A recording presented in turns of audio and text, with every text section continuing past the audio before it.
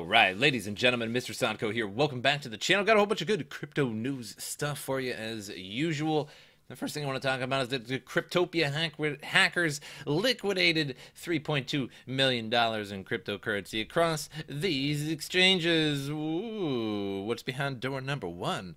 Okay, so basically, Cryptopia, they got hacked pretty bad. And all the hackers stole all the private keys, then deleted the private keys on Cryptopia's end, so now they have no access to them. So now all the hackers have access to the actual private keys, which makes it pretty unique in terms of hacking of an exchange. So basically, anybody that is still mining, anybody that is still putting cryptocurrency onto Cryptopia's wallets are still finding them to be leaking Ethereum and such. So basically a lot of miners probably have their automated payment systems from their pools set up to their Cryptopia wallets. Why you would do that, I have no idea. But basically funds are still being taken from Cryptopia as we speak, as they come into the private keys. So Cryptopia essentially lost all access to the private keys. The hackers now have them, so everything that goes to those wallets goes right to them. Interestingly, the hackers put them on a various list of exchanges here. You can see the majority of it went to Ether Delta, and then the second most went to Binance and Bibox, HitBTC. So all these are accumulating crypto still. So the security was breached, result in significant losses, is what they said. About 2 weeks after that, Elementus revealed that the attack on the cryptocurrency exchange continued. Another 17,000 Cryptopia wallets were drained of 1,675 Ethereum. Interestingly enough, the reports indicated that some of the hacker wallets continued to receive funds despite being compromised. And the blockchain data from concluded that users kept on depositing funds into their Ethereum wallets on the exchange after Cryptopia no longer had control of them while the hacker did. So just because Cryptopia's website is down doesn't mean that you can't still send crypto to the Ether network that is just not down at all to those wallets. And when you do that, Cryptopia doesn't have access to those private keys anymore, and you're just basically sending them right to somebody else's wallet now. You no longer have control over it. Not your keys, not your crypto. So that's kind of interesting how this is all playing out. This is probably one of the worst hacks, a good top 10 worst hacks of all time in terms of crypto. And again, it's mostly unique because they actually got a hold of all the private keys instead of just draining funds and then taking off. They actually got a hold of all of the private keys and deleted them on Cryptopia's end, and funds still continue leaking on there. So these exchanges are the recipients of all the funds, and hopefully these exchanges start actually like blocking these public keys and these private keys and these accounts in general, and start transferring that back or something until Cryptopia gets it together. Weird, I know. Jack Dorsey hints Bitcoin Lightning Network payments are coming to Twitter. So he said, cool example of hashtag Bitcoin Twitter experimenting on the Lightning Network.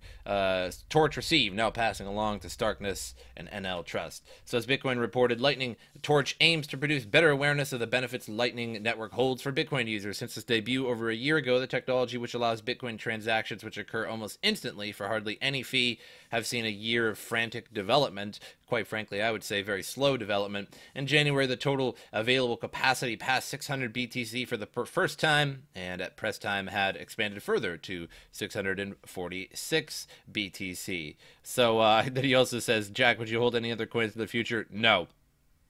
And then what if @Jack is actually talking about Bitcoin Cash, and he says strongly, firmly, no. So basically, he likes the idea of tipping Satoshis on Twitter. He said, imagine a world where you can tip people with Satoshis for their tweets. I bet content quality will go up. @Jack, make it happen.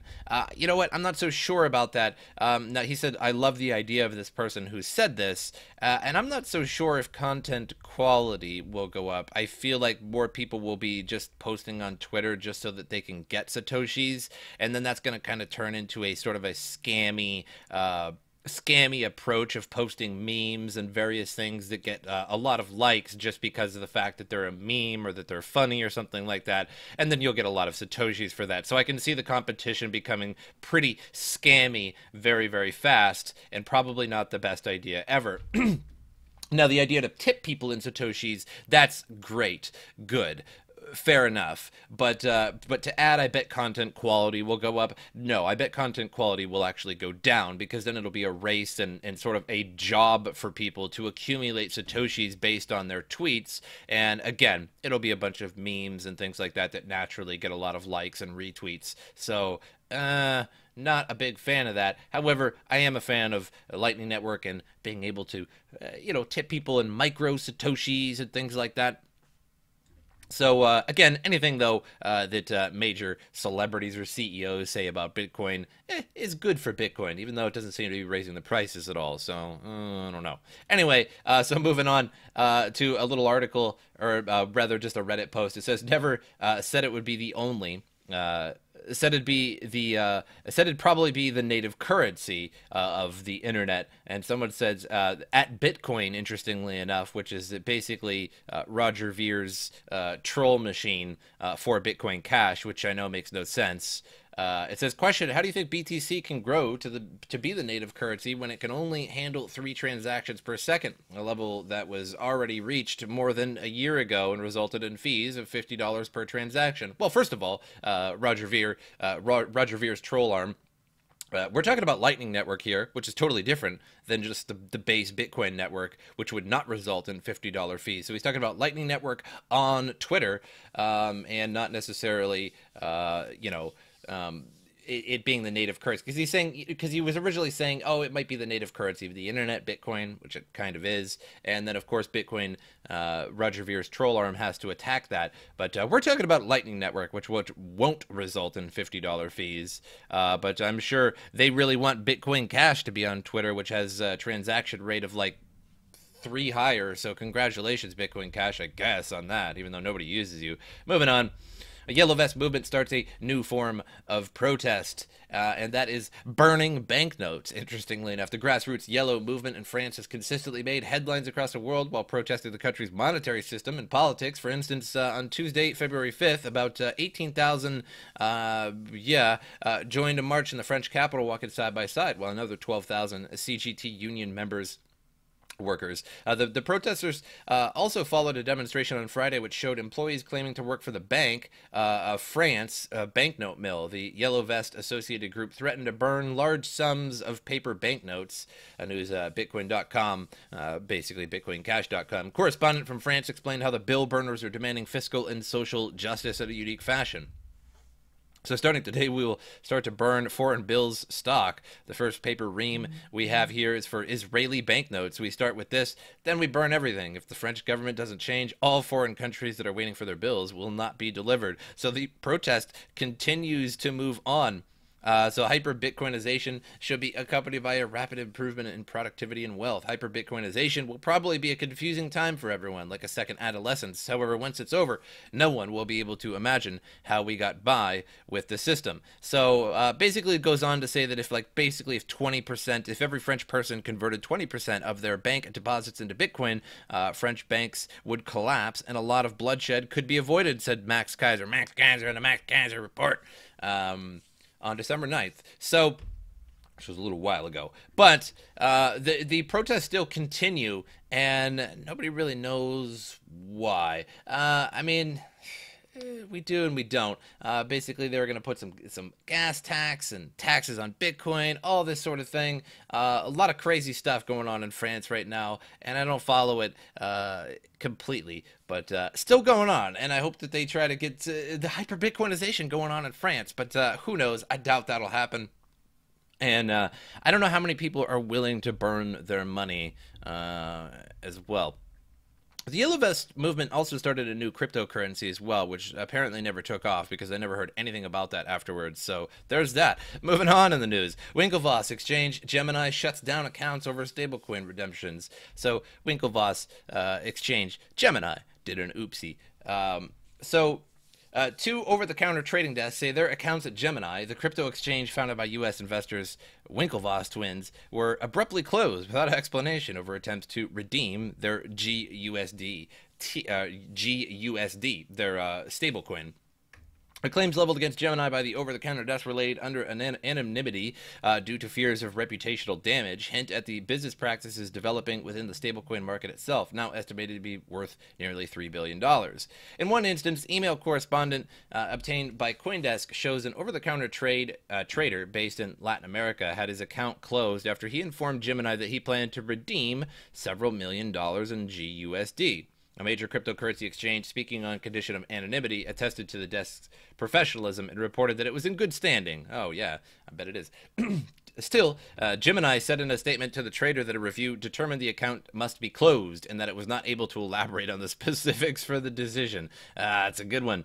When contacted by CoinDesk, Gemini declined to comment on the incidents. I bet you guys did. However, the actions may hint at how measures taken by Gemini to boost GUSD adoption have had unintended impacts in practice. In a bid to capture market share, Gemini issued roughly 1% discounts on GUSD in 2018 to over-the-counter desks and market makers, who were then made to agree on restrictions that would bar them from immediately redeeming the assets. Which kind of makes sense if you got that 1% discount and you buy a whole bunch of them, which really isn't that much. According to the trader based in Latin America, Gemini pitched the company on a discount deal that offered him, his firm the ability to buy tokens at below market value. The company declined because the desk wanted to obtain GUSD so that it would be transferred to fiat. When the desk later acquired GUSD from its own network, the trader said he was warned by Gemini staff that redeeming millions of dollars would harm the stablecoin. In another instance, a U.S.-based over-the-counter desk told CoinDesk its Gemini account was promptly shut down after redeeming several million GUSD. He now believes that it was part of Gemini's strategy to maximize their status on CoinMarketCap. So basically, the Winklevoss twins are selling everybody GUSD, which they basically made up out of thin air. Poof! Out of thin air. And if you try to sell it, they just shut down your account. So congratulations, Gemini. That's really great PR. Really good stuff standing in front of Ocean's 8. That really good job. But I do like your tie. I don't know which one you are. I don't know your names. But why is there a faucet leaking on his tie? I'm not sure. I don't get the reference. Somebody put the reference down in the comment section. Moving on. So Bitcoin in collapsing economies, Venezuela records a higher trade volume on local Bitcoins than the United States, which kind of makes sense in a way because the United States has more access to exchanges and things like that where they actually don't need to use local Bitcoins, but fair enough. So in total, Venezuela and Colombia account for 84.74% of BTC trade through local Bitcoins in Latin America. The dominance of both nations increased by 2.95% over December. Venezuela traded 8,319 Bitcoins in recent weeks, which was 1.64% more than the previous month when it reached 8,182 Bitcoin milestone. For its part, Colombia had a decrease by 10% in volume, and so also the third country by volume traded was Peru, where 1,062 Bitcoin moved in transactions during the 5 weeks of the first month of 2019. Meanwhile, Mexico, Chile, and Argentina traded 956 Bitcoin, volume similar to previous months. So Venezuela, number one in purchase of BTC. Venezuela once again surpassed the volume of U.S. trade, which in January it hit 7,116 BTC, an amount that marks a decrease of 600 BTC from 7,722 in December. In this way, Venezuela establishes itself as the first country in the entire American continent in terms of sales volumes of Bitcoins on local Bitcoins. So, interesting how many people are buying Bitcoin. Again, interesting how many people are buying Bitcoin, yet the price still decreasing. So we're going to go to CoinMarketCap now. Pretty brief day in the news. Again, not too much going on. There was a lot of same things about Quadrica that I sort of already went over. A lot of same things about Cryptopia that I already went over. So nothing too crazy in the news today for the most part. So be okay in the fact that your Bitcoin isn't going to either explode, which would be a good thing, or decrease down to nothing from bad news. So fair enough. It's kind of like when you go to open your mailbox and there's nothing in there, and you're like, oh, there's no mail. But then you're like, hey, that means that there's no bills. So anyway, $111 billion market cap. Let's give it a little refresh there. It's still 111 billion market cap. 3,400 Bitcoin today, and $6. Don't forget that $6.21 on the end there. That's a lot. 53.6% dominance. Nothing too crazy. We do have some moves coming back, and we do have a few little pump and dumps. Pump and dumps of the day. We got Veritasium, Binance Coin, which is going up fairly organically. Bitcoin SV. Oh, look at that pump, man. We gotta get our market cap back. Craig writes like, hey, we gotta get our market cap, but let's put in a few $1 million into all this. Which I think maybe sooner or later here I will make a video showing how much $1 million could raise the price of Bitcoin, at least on a single exchange. And I want to show you guys that. But I don't know. I haven't been able to get around to the video. But you know, just to show how much it would cost for you to essentially market buy and raise the price of Bitcoin up maybe $1,000 or $2,000 or whatever, and what you know would happen if you had $1 million and you market bought, just to see how much you would raise the price of Bitcoin, at least on a single exchange. Again, which it would probably level itself out really quickly through arbitrage and other people buying and selling and leveling it back out. But either way, still kind of an interesting topic. But that's all I have for you guys today. Make sure you subscribe to the channel, like this video. That helps me out a lot. Social media in the description below, my Steam, Twitch, and my Twitter. Follow me on all of those, and I appreciate you guys watching. That's all I have for you guys today, and as usual, I'll see you guys next time.